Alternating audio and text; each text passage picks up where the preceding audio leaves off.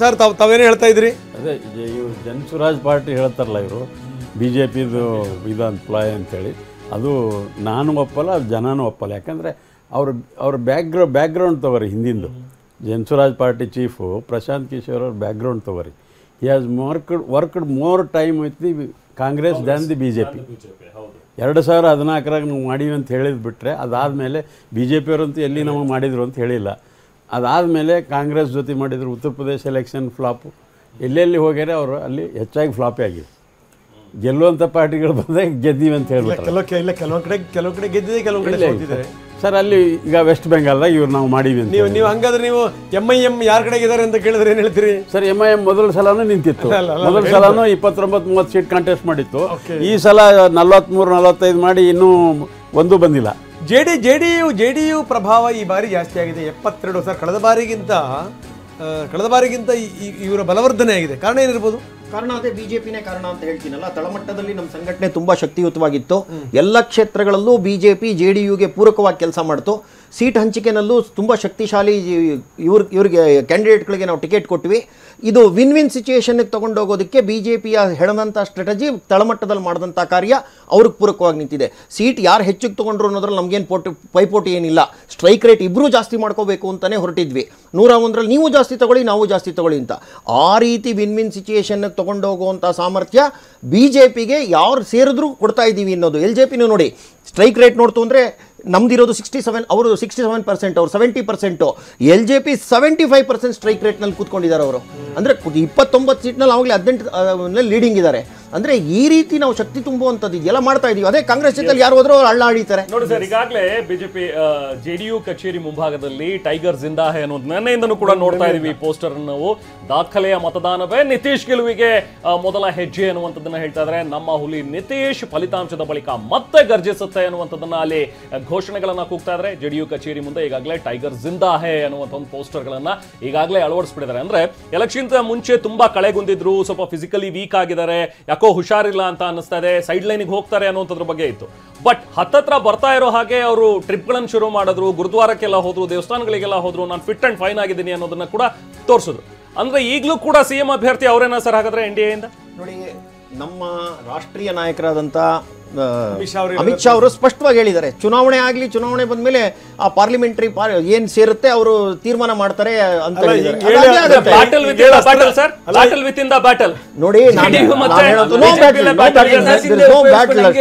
ಮಹಾರಾಷ್ಟ್ರದಲ್ಲಿ ಏಕನಾಥ್ ಶಿಂದೆ ಹೆಂಗೆ ಉಪಯೋಗಿಸ್ಕೊಂಡು ಮಕ ತೋರಿಸಿ ಗೆದ್ಕೊಂಡು ಯಾರು ಮಾಡಿದ್ರು ಇದೇ ರೀತಿ ಅಲ್ಲೂ ಮಾಡ್ತಾರೆ.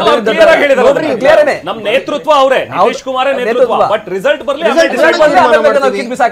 ನಾನು ಹೇಳುವಂತದ್ದು ಯಾವತ್ತೂ ಅಷ್ಟೇ, ಇವಾಗ ಗೆಲುವಿನಲ್ಲಿ ಇಷ್ಟೊಂದು ದೊಡ್ಡ ಪಾತ್ರ ವಹಿಸಿದೀವಿ ಅಂತಂದ್ರೆ ಅದು ಕೂತ್ಕೊಂಡು ಮಾತನಾಡಿ ಬಗೆಹರಿಸ್ಕೋತೀವಿ, ಅಲ್ಲೇನ್ ಜಗಳ ಕಾಯಲ್ಲ ನಾವು. ಇನ್ನೊಂದು ಹೇಳಿದ್ರು sir, government chief minister post ಖಾಲಿ ಇಲ್ಲ ಅಂತ ಹೇಳಿದ್ರು. Indirectly said that Nitish will continue ಅಂದ್ರೆ. ಆಮೇಲೆ prime minister Nitish Kumar will lead the election clear ಆಗಿ ಹೇಳಿಬಿಟ್ರು. ಸೊ ಇವ್ರು ಹೇಳಿದಂಗೆ ಮನಸ್ಪೂರ್ವಕವಾಗಿ ಮಾಡಿದಾಗೆ ಬಿ ಜೆ ಪಿನೂ ಗೆದ್ದಿದೆ, ಅಲಯನ್ಸ್ ಪಾರ್ಟಿನೂ ಗೆದ್ದಿದೆ. ಮಹಾರಾಷ್ಟ್ರ ತಗೋರಿ, ಮಹಾರಾಷ್ಟ್ರದಾಗ ಎಲ್ಲ ಇದು ಮಾಡಿದ್ರು, ಬಿ ಜೆ ಪಿ ಮುಂದೆ ಹೋಯ್ತು. ಇದೇ ಥರ ಕೋಆರ್ಡಿನೇಷನು ಹೋದ ಎಲೆಕ್ಷನ್ದಾಗ ಇದ್ದಿದ್ರೆ ಇನ್ನೂ ಸೀಟ್ಗಳು ಜಾಸ್ತಿ ಬರ್ತದೆ. ನಮ್ಮ ಪ್ರತಿನಿಧಿ ಪ್ರಮೋದ್ ಪ್ರತ್ಯಕ್ಷ ವರದಿ ಕೊಟ್ಟಿದ್ದಾರೆ, ಬನ್ನಿ ನೋಡೋಣ. ನಾನೀಗ JDU ಕಾರ್ಯಾಲಯದ ಮುಂದೆ ಇದ್ದೀನಿ. ಇಲ್ಲಿ ಒಂದು ವಿಶೇಷವಾದಂಥ ಪೋಸ್ಟರ್ನ ಅಳವಡಿಸಲಾಗಿದೆ. ನಿತೀಶ್ ಕುಮಾರ್ ಬಗ್ಗೆ ಚುನಾವಣೆಗೂ ಮೊದಲು ಸಾಕಷ್ಟು ಆರೋಪಗಳನ್ನು ಮಾಡಲಾಗಿತ್ತು. ಅವರು ದೈಹಿಕವಾಗಿ ಮತ್ತು ಮಾನಸಿಕವಾಗಿ ಸರಿ ಇಲ್ಲ, ಅವರು ಆರೋಗ್ಯಪೂರ್ಣವಾಗಿಲ್ಲ ಅನ್ನುವಂಥ ಆರೋಪ ಮಾಡಲಾಗಿತ್ತು. ಆದರೆ ಈಗ JDU ಕಾರ್ಯಕರ್ತರು ಯಾವಾಗ ಚುನಾವಣೆ ಮುಕ್ತಾಯವಾಗಿದೆಯೋ, ಅದರಲ್ಲೂ ಕೂಡ ಎಕ್ಸಿಟ್ ಪೋಲ್ಗಳು ಬಂದಿದೆಯೋ, JDU ಮತ್ತೆ ಅಧಿಕಾರಕ್ಕೆ ಬರುತ್ತೆ ಅನ್ನುವಂಥ ವಾತಾವರಣ ನಿರ್ಮಾಗಿದೆ. ಹೀಗಾಗಿ ಒಂದು ದೊಡ್ಡ ಪೋಸ್ಟರನ್ನು ಅಳವಡಿಸಲಾಗಿದೆ. ಅಲ್ಲಿ ಟೈಗರ್ ಅಭಿ ಜಿಂದಾ ಹೇ, ಹುಲಿ ಇನ್ನೂ ಕೂಡ ಬದುಕಿದೆ ಅನ್ನುವಂಥ ಒಂದು ಪೋಸ್ಟರನ್ನು ಈಗಾಗಲೇ ಅಂಟಿಸಲಾಗ್ತಾ ಇದೆ. ಹೀಗಾಗಿ ಈಗಾಗಲೇ JDU ಕಾರ್ಯಕರ್ತರು ಕೂಡ ದೊಡ್ಡ ಪ್ರಮಾಣದಲ್ಲಿ JDU ಕಚೇರಿ ಮುಂದೆ ಬರ್ತಾ ಇದ್ದಾರೆ. ಈ ಮೂಲಕ ಟೈಗರ್ ಅಭಿ ಜಿಂದಾ ಹೈ ಎನ್ನುವಂಥ ಪೋಸ್ಟರನ್ನು ಅಳವಡಿಸೋ ಮೂಲಕ ಕಾರ್ಯಕರ್ತರು ಕೂಡ ಒಂದು ಸಂದೇಶವನ್ನು ರವಾನೆ ಮಾಡ್ತಾ ಇದ್ದಾರೆ. ನೋಡ್ತಾ ಇದ್ದೀರಾ, JDU ಕಚೇರಿಯ ಮುಂಭಾಗದಲ್ಲಿ ನಾನಿದ್ದೀನಿ. ಇಲ್ಲಿ ಹಬ್ಬದ ವಾತಾವರಣ ನಿಧಾನವಾಗಿ ಶುರುವಾಗ್ತಾ ಇದೆ. JDU ಕಾರ್ಯಕರ್ತರು ಕೂಡ ಅವ್ರ ಜೊತೆಗೆ ಮಾತಾಡೋಣ, ಏನು ಹೇಳ್ತಾರೆ ನೋಡೋಣ. ನೋಡ್ತಾ ಇದ್ದೀರಾ, ಎಲ್ಲರೂ ಕೂಡ ತುಂಬಾ ಜೋರಾಗಿ ನಿತೀಶ್ ಕುಮಾರ್ ಪರವಾಗಿ ಘೋಷಣೆಯನ್ನ ಕೂಗ್ತಾ ಇದ್ದಾರೆ. ಯಾಕಂದ್ರೆ ಅವ್ರಿಗೆಲ್ಲರೂ ಕೂಡ ಮತ್ತೆ ಸರ್ಕಾರ ಬರ್ತಾ ಇದೆ ಅನ್ನುವಂಥ ಒಂದು ವಿಶ್ವಾಸ ಇದೆ. ಸಾಬ್ ಅಭಿ ನತೀಜಾ ಬಾಕಿ है, आपका जश्न चालू हो गया है, कैसा लग रहा है? मतलब आप इतना पूरा विश्वास पे है? 6 नवंबर और 11 नवंबर ये 2 चरणों में जिस प्रकार का उत्साह बिहार के समस्त जनता जनार्दन में जो दिखा गया, और बिहार के विकास के पक्ष में जिस प्रकार से बढ़ चढ़ कर उन्होंने मतदान किया, ये घोषणा तो उसी समय तय हो गई है। आपका टाइगर का गर्जन पूरा बिहार को सुनेगा क्या? मेरा टाइगर का गर्जन बिहार से लेकर देश तक सुन रहे हैं लोग, सभी देशवासी सुनते हैं। और मेरा टाइगर और मेरे नेता का एक ही आवाज़ है, इन्होंने जो विकास का परफॉर्मेंस दिया है बिहार के जनता के लोगों को, कुछ मैं नहीं कहूँगा। ಇದು ನಮಗೆ ಜೆಡಿಯು ಕಚೇರಿಯಿಂದ ಕಂಡು ಬರ್ತಾ ಇರುವಂತಹ ದೃಶ್ಯ. ಒಟ್ಟಿನಲ್ಲಿ ಜೆಡಿಯು ಕಾರ್ಯಕರ್ತರು ಎಲ್ಲ ರೀತಿಯಂತ ಸ್ವೀಟ್ಗಳನ್ನು ತಯಾರಿ ಮಾಡ್ತಿದ್ದಾರೆ, ಸಿಹಿ ತಿನಿಸುಗಳನ್ನು ತಯಾರಿ ಮಾಡ್ತಿದ್ದಾರೆ. ಇನ್ನೇನು ಸ್ವಲ್ಪ ಹೊತ್ತಲ್ಲಿ ಇನ್ನಷ್ಟು ಕಾರ್ಯಕರ್ತರು ಬರುವಂಥ ನಿರೀಕ್ಷೆ ಇದೆ. ಏನೇ ಆಗಲಿ ನಮ್ಮ ಟೈಗರ್ನ ಗರ್ಜನೆ ಪೂರಾ ಬಿಹಾರಕ್ಕೆ ಕೆಡಿಸುತ್ತೆ ಅನ್ನುವಂಥ ಮಾತನ್ನು ಹೇಳ್ತಾ ಇದ್ದಾರೆ. ಕ್ಯಾಮ್ರಾಮನ್ ನರೇಶ್ ಜೊತೆ Pramod, TV9 Patna. Yes sir, ನಾವು ಚರ್ಚೆ ಮಾಡ್ತಾ ಇದ್ದ ಹಾಗೆ ನಿತೀಶ್ ಕುಮಾರ್ ಅವರ ಫೇಸನ್ನು ತೋರಿಸಿದ್ದಾರೆ. ಬಟ್ ನಿತೀಶ್ ಕುಮಾರೇ CM ಆಗ್ತಾರಾ ಅನ್ನುವಂಥದ್ದು ಒಂದು ಚರ್ಚೆ ಇದ್ದೇ ಇದೆ. ಅದಾದ ನಂತರ ರಿಸಲ್ಟ್ ನಂತರ ಮಾತಾಡ್ತೀವಿ ಅನ್ನುವಂಥದ್ದು. ಸೊ ನೀವು JDS ವಕ್ತಾರರಾಗಿದ್ದೀನಿ, ಆರಂಭಿಕ ಹಂತದಲ್ಲಿ ಹೇಳ್ತಾ ಇದ್ರು ಕ್ರೆಡಿಬಿಲಿಟಿ ಅನ್ನೋದು. ಯಾಕಂದ್ರೆ ಬಹುಶಃ ಇದು ರಾಜಕೀಯ ಜನಪ್ರತಿನಿಧಿ, ಈಗ ನಮ್ಗೊಂದು ಫೇಸ್ ವ್ಯಾಲ್ಯೂ ಅಂತ ಇರುತ್ತೆ ಒಂದು ಪಕ್ಷಕ್ಕೆ. ಯಾರೇನೇ ಮಾತಾಡಿದ್ರು ನನ್ನ ಶಾಸಕ 4 ಬಾರಿ ಶಾಸಕ ಇದ್ರು, ನನ್ನ ಕಾನ್ಸ್ಟಿಟ್ಯೂನ್ಸಿಗೆ ನನ್ನ ಪಕ್ಷದ ನೇತಾರ ಫೇಸ್ ಬಂದ್ರೇ ಓಟ್ ಬೀಳುತ್ತೆ ಅನ್ನೋದೊಂದು ಇರುತ್ತೆ. ಹಾಗೆ ಅಂಥ ವ್ಯಕ್ತಿಗಳಿಗೆ ಆ ಕ್ರೆಡಿಬಿಲಿಟಿ ಅನ್ನೋದನ್ನ ಬೆಳೆಸ್ಕೊಳ್ತಾ ಹೋದರೆ ಡೆಫಿನೆಟ್ಲಿ ಒಂದು ಬೆಸ್ಟ್ ಎಕ್ಸಾಂಪಲ್ ಅಂತ ಹೇಳ್ಬೋದು. ಯಾಕೆಂದರೆ ತೇಜಸ್ವಿ ಅವರು ಹೇಳಿದರು ಅರ್ಗರ್ ಕಾ ಕಾಮ್ ಅಂತ ಒಂದು ಅವರು ಹೇಳಿದರು. ಮತ್ತು ಇವರು 33% ಲೇಡೀಸ್ ಅವ್ರಿಗೆ ಗೌರ್ಮೆಂಟ್ ಇನ್ಸ್ಟಿಟ್ಯೂಷನಲ್ಲಿ ರಿಸರ್ವೇಷನ್ ಕೊಟ್ಟರು, ಎಲೆಕ್ಟ್ರಿಸಿಟಿ ಬಗ್ಗೆ ಸ್ವಲ್ಪ ಅಧ್ಯಯನ ಮಾಡಿದ್ರು. ಹಾಗೆ ಡೆಫಿನೆಟ್ಲಿ ಇದು ನಿತೀಶ್ ಕುಮಾರ್ ಅವರ ಏನಿವತ್ತು ಈಗ NDA ಒಂದು ಆ ಮಟ್ಟದಲ್ಲಿ ಜಯಗಳಿಸಲಿಕ್ಕೆ ಕಾರಣ ಆಗ್ತಿದೆ. 2028ಕ್ಕೆ ಕರ್ನಾಟಕದಲ್ಲೂ ಅದೊಂದು ರಿಸಲ್ಟ್ ಆಗುತ್ತೆ. ಎಕ್ಸ್ಪ್ಲೈನ್ ಮಾಡ್ತೀನಿ. ಯಾಕೆಂದರೆ 2023ರಲ್ಲಿ ನಾವು ಮತ್ತೆ BJP ಅಂದರೆ JDS BJP ಆರಂಭಿಕ ಹಂತದಲ್ಲಿದ್ವಿ ಚರ್ಚೆ ಮಾಡ್ತಾ. ಇದು ಒಂದು ಎಫೆಕ್ಟ್ ಏನಾಯ್ತು ಅಂದರೆ, ಹಳೆ ಮೈಸೂರು ಭಾಗದಲ್ಲಿ ಮಂಡ್ಯ, ಮೈಸೂರು, ಹಾಸನ, ಕೋಲಾರ, ತುಮಕೂರು, ಚಿತ್ರದುರ್ಗ, ಚಿಕ್ಕಮಗಳೂರು ಈ ಭಾಗದಲ್ಲಿ ನಮ್ಗೆ ಯಾವ ಮಟ್ಟಕ್ಕೆ ನಾವು JDS ಅವ್ರು ಪೆಟ್ತಿದ್ವಿ ಅಂದರೆ ಕಾಂಗ್ರೆಸ್ ಅವರು ಅದನ್ನು ಅಡ್ವಾಂಟೇಜ್ ಆಗಿ ತಗೊಂಡ್ರು. ಅಂದರೆ BJP ಅವರಲ್ಲಿ ಈ ಕೆಲವು ಕಡೆ 4,000 ಮತ ಪಡಿತಿದ್ದಂಥ ಕಡೆ 25,000, 27,000 ಆ ರೀತಿ ಮತಗಳ ಒಂದು ಶೇರ್ ಬಂತು. ಈಗ ನೋಡಿ, ಮೋದಿಜಿಯವರು ಬಂದಿದ್ರು ಕರ್ನಾಟಕಕ್ಕೆ, ಅಲ್ಲೂ ಕ್ಯಾಂಪೇನ್ ಮಾಡಿದ್ರು. ಬಟ್ ಅವಾಗ ನೀವು ವ್ಯತ್ಯಾಸ ನೋಡಿದಾಗ ಈಗ ಬಿಹಾರಲ್ಲಿ ಆದಂಥ ಬೆಳವಣಿಗೆ, ಕರ್ನಾಟಕದಲ್ಲಿ ಆದಂಥ ಬೆಳವಣಿಗೆ ಎರಡೂ ನಾವು ಕಂಪೇರ್ ಮಾಡಿದಾಗ ನೋಡಿ ಇವಾಗ ಅಲ್ಲೇ ರಿಸಲ್ಟ್ ಗೊತ್ತಾಗ್ತಿದೆ. ಡೆಫಿನೆಟ್ಲಿ ಇದೇನು ನಾನು ಬಿಹಾರದ್ದು ಏನು ಬರ್ತಿದೆ 2028ಕ್ಕೆ ನಾವು ಕಲ್ತ್ಕೊಳ್ಳೋ ಅಂಥದ್ದೊಂದು ಡೆಫಿನೆಟ್ಲಿ. ಯಾಕೆಂದ್ರೆ ಈಗ ನೋಡಿ, ನಾವು ಕಾಂಗ್ರೆಸ್ನ ಒಂದು 60 ಸೀಟ್ ಒಳಗಡೆ ಕಟ್ ಹಾಕ್ಬಿಡ್ತಿದ್ವಿ 2023ರಲ್ಲಿ. ನಾವೇನು ರಾಮರಾಜ್ಯ ಆಗ್ತಾ ಇತ್ತು, ಹಿಂದೆ ರಾವಣ ರಾಜ್ಯ ಆಗಿತ್ತು ಅಂತ ಹೇಳ್ತಿಲ್ಲ. ರಾತ್ರಿ ಯಾರು DK ಶಿವಕುಮಾರ್ ಅವರು ರಾಮರಾಜ್ಯ ಬೆಂಗಳೂರನ್ನ ಮಾಡಿ ಅಂತ ಕೇಳ್ತಿಲ್ಲ. ಅಟ್ಲೀಸ್ಟ್ ಇರೋ ಗುಂಡಿಗಳು, ರಸ್ತೆ ಗುಂಡಿಗಳು, ಚರಂಡಿ ವ್ಯವಸ್ಥೆ ಸರಿ ಮಾಡಿ ಅಂತ ಕೇಳ್ಕೊಂತಿದ್ವಿ ಅಷ್ಟೇ.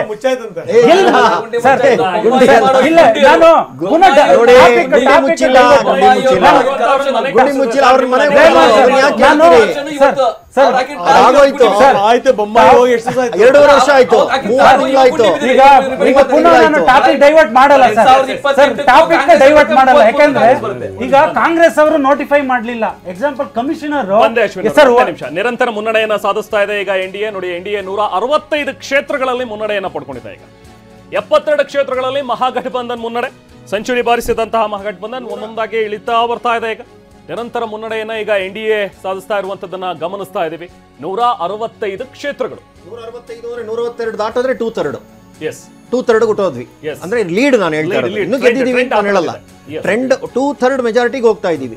162 ಬಂದ್ರೆ 2/3 ಕೊಟ್ಟೋಗ್ತೀವಿ, ದಾಟಿದೀವಿ. ಎಸ್, 165 ಕ್ಷೇತ್ರಗಳಲ್ಲಿ ಮುನ್ನಡೆಯನ್ನು ಪಡ್ಕೊಂಡಿರುವಂತಹ NDA. ಮಹಾಗಠಬಂಧನ್ 72, JSP 1ರಲ್ಲಿದೆ, ಇನ್ನು ಇತರರು 5ರಲ್ಲಿದ್ದಾರೆ. ಇನ್ನು NDA 164 ಕಾಯ್ತೀಗ 164 ಕ್ಷೇತ್ರಗಳಲ್ಲಿ ಮುನ್ನಡೆಯನ್ನ ಪಡ್ಕೊಂಡಿರುವಂತದ್ದನ್ನು ನೋಡ್ತಾ ಇದೀವಿ. ಇದರಲ್ಲಿ ಹೆಚ್ಚಂದ್ರೆ BJPನ 73 ಕ್ಷೇತ್ರಗಳು. NDA ಭಾಗದಲ್ಲಿ ಒಂದು ಸಿಂಹಪಾಲು ಅನ್ನುವಂಥದ್ದನ್ನು ನಾವು ನೋಡ್ತಾ ಹೋದ್ರೆ BJPಗಿದೆ 74-73 ಕ್ಷೇತ್ರಗಳು, 73 ಮಹಾಗಠಬಂಧನ್, 74 ಕ್ಷೇತ್ರಗಳು BJP ನಾವು ಟ್ಯಾಲಿಯಲ್ಲಿ ಗಮನಿಸ್ತಾ ಇದ್ರೆ. JDU 69 ಕ್ಷೇತ್ರಗಳಲ್ಲಿ ಇದೆ. ಎಸ್ ಸರ್, ನಾವು ಒಂದೇ ಪರೀಕ್ಷೆ ತಗೊಂಡ್ರು ಸಹ ಈಗ ನಿಮ್ಮ ಪರ್ಫಾರ್ಮೆನ್ಸ್ ಬೇರೆ ಇರುತ್ತೆ, ನನ್ನ ಪರ್ಫಾರ್ಮೆನ್ಸ್ ಬೇರೆ ಇರುತ್ತೆ. ಪಾಠ ಕೇಳೋದೆಲ್ಲ ಅದೇ, ವಾತಾವರಣ ಅದೇ, ಕ್ವಶನ್ ಪೇಪರು ಅದೇ. ನಿಮ್ಮ ಸ್ಟ್ರೈಕ್ ರೇಟು ನನ್ನ ಸ್ಟ್ರೈಕ್ ರೇಟ್ನಲ್ಲಿ ನನ್ನ ಸ್ಟ್ರೈಕ್ ರೇಟ್ ನಾನು ಇನ್ಕ್ರೀಸ್ ಮಾಡ್ಕೊಂಬಿಟ್ಟೆ ಅಂತಂದ್ರೆ ನೀವೇನು ಅದಕ್ಕೇನು ಕಷ್ಟಪಡಲ್ಲ. ಅಂದ್ರೆ ಅವ್ನು ತುಂಬಾ ಆತರ ಇಲ್ಲ. ಒಂದೇನು ಅಂದ್ರೆ CM ಆಗೋವಾಗ ನೋಡಿ ಎಲ್ಲರೂ ಮೆಚ್ಯೂರ್ಡೆ. ನರೇಂದ್ರ ಮೋದಿ ಅವರು 75 ವರ್ಷ ದಾಟಿರುವಂತ ಪ್ರಬುದ್ಧರೇ. ಹಾಗೆ JDSನ ನಾಯಕತ್ವನು ಅಷ್ಟೇ ಪ್ರಬುದ್ಧತೆ ಉಳ್ಳಂಥದ್ದು. ಕೂತ್ಕೊಂಡು ಆ ಒಂದು ಗೆದ್ದು ಬಂದಂಥ ಶಾಸಕರ ಮಧ್ಯದಲ್ಲಿ ತೀರ್ಮಾನ ಆಗುತ್ತೆ ಅನ್ನುವಂಥದ್ದು ನಮ್ಮ ಹಿರಿಯ ನಾಯಕತ್ವ ಹೇಳಿದ್ದಾರೆ. ಮತ್ತು ನಮ್ಮ ವಿಶ್ಲೇಷಕರು ಹೇಳ್ದಂಗೆ CM ಪೋಸ್ಟ್ ಖಾಲಿ ಇಲ್ಲ ಅಂತ ಹೇಳಿದ್ದಾರೆ. CM ಪೋಸ್ಟ್ ಖಾಲಿ ಇಲ್ಲ ಅಂತ ಅಂದಮೇಲೆ ಇನ್ಯಾರನ್ನೋ ತಂದು ತುಂಬ್ತೀವಿ ಅನ್ನುವಂಥದ್ರ ಹೊಸ ಶಬ್ದ ಪ್ರಯೋಗ ಮಾಡಬಾರ್ದಲ್ಲ ನಾವು. ಖಾಲಿ ಇಲ್ಲ ಅಂತಂದ್ರೆ ಅವ್ರನ್ನೇ ಮುಂದುವರಿಸಬಹುದು ಅನ್ನುವಂಥದ್ದು ಇರುತ್ತೆ. ನಾನು ಹೇಳುವಂಥದ್ದು ನಾನು ಆಸ್ ಎ ಸ್ಪೋಕ್ಸ್ ಪರ್ಸನ್ ತೀರ್ಮಾನ ಮಾಡ್ತಾರೆ ಅನ್ನೋಂಥ ಅಮಿತ್ ಶಾ ಅವರು ಹೇಳಿರೋಂಥ ಮಾತಿಗೆ ಬದ್ಧನಾಗಿರ್ತೀನಿ ನಾನು. ಇಲ್ಲಿ ಇನ್ನೊಂದು ಸಂಗತಿ ಏನು ಅಂತಂದ್ರೆ, ಈಗ ಕೇಂದ್ರದಲ್ಲಿ ಯಾರ ಜೊತೆಗೆ ಎಲ್ಲರೂ ಸೇರ್ಕೊಂಡು ಕೆಲಸ ಮಾಡ್ತಾ ಇದ್ದಾರೆ. ಈ ಕಡೆಗೆ ನಿತೀಶ್ ಕುಮಾರ್ ಇರಲಿಲ್ಲ ಅಂತಂದ್ರೆ ಅಲ್ಲಿ ಸಾಗಲ್ಲ. ಈ ಕಡೆಗೆ ನಾಯ್ಡು ಅವ್ರ ಬೆಂಬಲ ಇಲ್ದಿದ್ರು ಕೂಡ ಅಷ್ಟೇ. ಅದನ್ನೇ ನಾನು ಹೇಳ್ತಾ ಇದ್ದೆ. ಏನಂದರೆ ತುಂಬ ಚೆನ್ನಾಗಿ ಗೊತ್ತಿದೆ ಯಾರ್ಯಾರ ಮಹತ್ವ ಏನು ಎತ್ತ ಅಂತ. ಜೊತೆಗೆ ಎಲ್ಲೆಲ್ಲಿ ಏನೇನು ಮಾಡೋಕ್ಕೆ ಹೋದ್ರೆ ಇನ್ನೆಲ್ಲೆಲ್ಲಿ ಎಫೆಕ್ಟ್ ಆಗುತ್ತೆ ಅನ್ನೋವಂಥದ್ದು ಕೂಡ ತುಂಬ ಚೆನ್ನಾಗಿ ಗೊತ್ತಿದೆ. ಎಲ್ಲೂ ಕೂಡ ಅದನ್ನು ಹೇಳ್ತಾ ಬಂದಿದ್ದಾರೆ BJP ನಾಯಕರು ಬಿಟ್ಟರೆ ಇಲ್ಲಿ ಟ್ರೀಟ್ ಮಾಡಿಲ್ಲ. ಸೊ ಇದು ಸಂಗತಿ. ಆಮೇಲೆ ಏನು ಅಂದರೆ, ಇದನ್ನೇ ಯಾವಾಗ ವಿಪಕ್ಷದವ್ರು ಅಸ್ತ್ರ ಮಾಡ್ಕೊಂಡ್ರಲ್ಲ ಆವಾಗ BJP ನಾಯಕರು ಅದನ್ನು ನಿಭಾಯಿಸಿದ್ದಿದೆಯಲ್ಲ, ಅದು ಇವ್ರು ಏನು ಮಾಡ್ತಾರೆ ಅಂತಂದರೆ ಒಂದು ಚರ್ಚೆಗೆ ಅವಕಾಶ ಬಿಟ್ಬಿಡೋದು. ನೋಡೋಣ ಇದನ್ನು ಹೇಳೋದೇ ಬೇಡ, ನಾವು ಏನು ಮಾಡ್ತಾರೆ ನೋಡೋಣ ಅಂತ. ಕಾನ್ಸಂಟ್ರೇಷನ್ ಪೂರ್ತಿ ಆ ಕಡೆಗೆ ಹೋಗಬೇಕು. ಆ ಕಡೆ ಹೋಗಾದ್ಮೇಲೆ ಅದನ್ನು ಸರಿ ಮಾಡಬೇಕು ಅವರು. ಈ ತರದ್ದು ಇದು ಒಂದು ಚುನಾವಣಾ ಒಂದು ಸ್ಟ್ರಾಟಜಿ, ತಂತ್ರಗಾರಿಕೆ ಇದು. NDA 166 ಕ್ಷೇತ್ರಗಳಲ್ಲಿ ಈಗ ಮುನ್ನಡೆಯನ್ನ ಪಡ್ಕೊಂತಿರುವಂತದನ್ನ ನೋಡ್ತಾ ಇದ್ವಿ. ಮಹಾಗಠಬಂಧನ್ 72 ಕ್ಷೇತ್ರದಲ್ಲಿ ಮುನ್ನಡೆಯನ್ನ ಪಡ್ಕೊಂಡಿದೆ. NDA 165, ಮಹಾಗಠಬಂಧನ್ 73. ಈಗ ಮತ್ತೆ 73ಕ್ಕೆ ಏರಿಕೆ ಆಗುತ್ತೆ. 73 ಕ್ಷೇತ್ರಗಳಲ್ಲಿ ಮಹಾಗಠಬಂಧನ್ ಮುನ್ನಡೆಯನ್ನ ಪಡ್ಕೊಂಡಿದೆ. ಸೊ ನಿರಂತರ ಮುನ್ನಡೆಯನ್ನೇ ಕಾದ್ಕೊಂಡಿರುವಂತಹ NDA. ಮತ್ತು ರಿಸಲ್ಟ್ ಬಂದಂಥ ಸಂದರ್ಭದಲ್ಲಿ ಎಲ್ಲರೂ ಕೂಡ ರಿಸಲ್ಟನ್ನು ಆಧರಿಸಿ ಮಾತನಾಡ್ತೀವಿ ಅನ್ನೋಂಥದ್ದು ಎಲ್ಲ ಪಕ್ಷಗಳ ನಿಲುವಾಗಬೇಕಾಗಿತ್ತು. ಆದರೆ ಮಹಾಗಠಬಂಧನ್ ನಾಯಕರು ಯಾವ ರೀತಿ ಮಾತನಾಡಿದ್ರು, ಏನಾದರೂ ರಿಸಲ್ಟ್ ವ್ಯತ್ಯಾಸ ಮಾಡ್ತು ಅಂತಂದರೆ ನಾವು ಬೀದಿಗಿಳಿತೀವಿ, ನಮ್ಮ ಎಲ್ಲ ಕೇಡರ್ಗಳನ್ನು ತಯಾರು ಮಾಡಿಟ್ಟಿದ್ದೀವಿ, ನಾವು ಎಲೆಕ್ಷನ್ ಕಮಿಷನ್ಗೆ ಮತ್ತು ಉಳಿದಂಥ ಎಲ್ಲ ಅಧಿಕಾರಿಗಳಿಗೂ ಧಮಕಿ ಈ ಥರದ ಮಾತು ಯಾಕೆ ಬಂತು? ಈ ಥರದ್ದು ತುಂಬ ನೋಡಿ, ರಾಜಕೀಯದಲ್ಲಿ ತೇಜಸ್ವಿ ಯಾದವ್ ಹೇಳಿದಂಥ ಮಾತುಗಳಿದೆಯಲ್ಲ, ಇದು ರಾಜಕೀಯಕ್ಕೆ ಒಪ್ಪುವಂಥ ಮಾತುಗಳಲ್ಲ. ಅವರೊಬ್ಬ ರಾಜಕೀಯದ ನಮ್ಮ ಎದುರಾಳಿಯಾಗಿ ನಾವು ಗೌರವಿಸ್ತೀವಿ. ಆದರೆ ಪ್ರತಿಯೊಬ್ಬರಿಗೂ ಜವಾಬ್ದಾರಿ ಇರುತ್ತೆ ಡೆಮಾಕ್ರಸಿನಲ್ಲಿ. ನಾಳೆ ಕರ್ನಾಟಕದಲ್ಲಿ ಕಾಂಗ್ರೆಸ್ ಬಂದ್ಬಿಡ್ತಪ್ಪ, ನಾವೇನಾಗಾರೆ ಬೀದಿಗಿಳಿದು ಹೋರಾಟ ಮಾಡಿಬಿಟ್ಟು ಎಲ್ಲ ಮಾಡ್ಬಿಡ್ತೀವಿ ಅಂತ ನಾವೇನಾದರೂ ಸ್ಟೇಟ್ಮೆಂಟ್ ಕೊಟ್ಟಿದ್ವಾ? ನಾವೇನು ಮಾಡಲಿಲ್ವಲ್ಲ. ಅಂದರೆ ನಮ್ಮ ಸ್ಟೇಟ್ಮೆಂಟು ನಮ್ಮ ಜೊತೆನಲ್ಲಿರೋವಂಥವ್ರನ್ನ, ನಮ್ಮ ಕಾರ್ಯಕರ್ತರನ್ನ ಪ್ರಚೋದಿಸಬಾರ್ದು. ಅದು ಹೇಗಿರಬೇಕು ಅಂತಂದರೆ, ನೀವು ಮತದಾನದ ತನಕ ನಾನು ಹೋರಾಟ ಮಾಡಿದ್ದೀನಿ, ಮತದಾನದಲ್ಲಿ ಜನ ಏನು ತೀರ್ಪು ಕೊಟ್ಟಿರ್ತಾರೋ ಅದಕ್ಕೆ ನಾನು ತಲೆಬಾಗ್ತೀನಿ ಅನ್ನೋಂಥದ್ದಾಗಿರಬೇಕು. ಕರ್ನಾಟಕದಲ್ಲಿ ತಲೆಬಾಗಿದ್ವಿ, ತೆಲಂಗಾಣದಲ್ಲಿ ತಲೆಬಾಗಿದ್ವಿ. ಹಂಗಂತೇಳಿ ನಾವು ಉದ್ರೇಕಗೊಳಿಸೋಕ್ಕಾಗಲ್ಲ, ಮಾಡೋಕ್ಕಾಗಲ್ಲ ಅನ್ನೋಂಥದ್ದೇನು ಇಲ್ವಲ್ಲ. ಯಾಕೆ ಆ ಥರದ್ದು ಮಾತಾಡಬೇಕು? ಆ ಥರ ಹೇಳೋದು ಅಗತ್ಯ ಇಲ್ಲ. ಕರ್ನಾಟಕದಲ್ಲಿ ಈಗ ಈ ಥರ ಯಾರು BJP ರಾಜಕೀಯ ಪಕ್ಷಗಳು ಸೋಲು ಗೆಲುವಾಗ್ತವೆ, ಆ ಥರ ಹೇಳಿಕೆ ಕೊಟ್ಟು ಜನಗಳು ಪ್ರಚೋದನೆ ಮಾಡೋದು, ಗೊಂದಲ ಮಾಡಿಸೋದು ಸರಿ, ಸಮಂಜಸ ಅಲ್ಲ. ಅದು ಐ ಡೋಂಟ್ ಅಗ್ರಿ. ನಾನು ನಿಮ್ಗೆ ಸ್ವಾಗತಿಸ್ತೀನಿ. ಯಾಕಂದ್ರೆ ಕ್ವಶನ್ ಪೇಪರ್ ಮಾಡ್ತಾರೆ, ಸೇಮ್ ಕ್ವಶನ್ ಪೇಪರ್ ಎಲ್ಲರಿಗೂ, ಅವ್ರಿಗೂ question paper same question paper, ನಮಗೂ ಸೇಮ್ ಕ್ವಶನ್ ಪೇಪರ್. ಯಾರು ಚೆನ್ನಾಗಿ ಬರೀತಾರೋ ಅವ್ರು ಪಾಸ್ ಆಗ್ತಾರೆ. ಆದ್ರೆ ಯಾರು ಕಳ್ತನ ಮಾಡಿ ಬರೀತಾರೋ, ನಕಲು ಮಾಡ್ತಾರೋ ಅವ್ರು ಪಾಸ್ ಆಗ್ತಾರಲ್ಲ. ಬಿಹಾರಲ್ಲಿ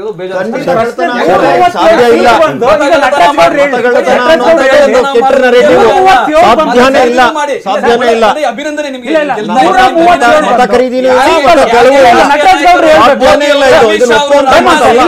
137 ಬಂದು ಸರ್ ಕರ್ನಾಟಕದಲ್ಲಿ ಇಲ್ಲ ಕೇಳಿ, ಇದು ಪದೇ ಪದೇ ಹೇಳ್ತಿರ್ತಾರೆ. ಕರ್ನಾಟಕದಲ್ಲಿ 137 ಬಂದಿದೆ ಸರ್.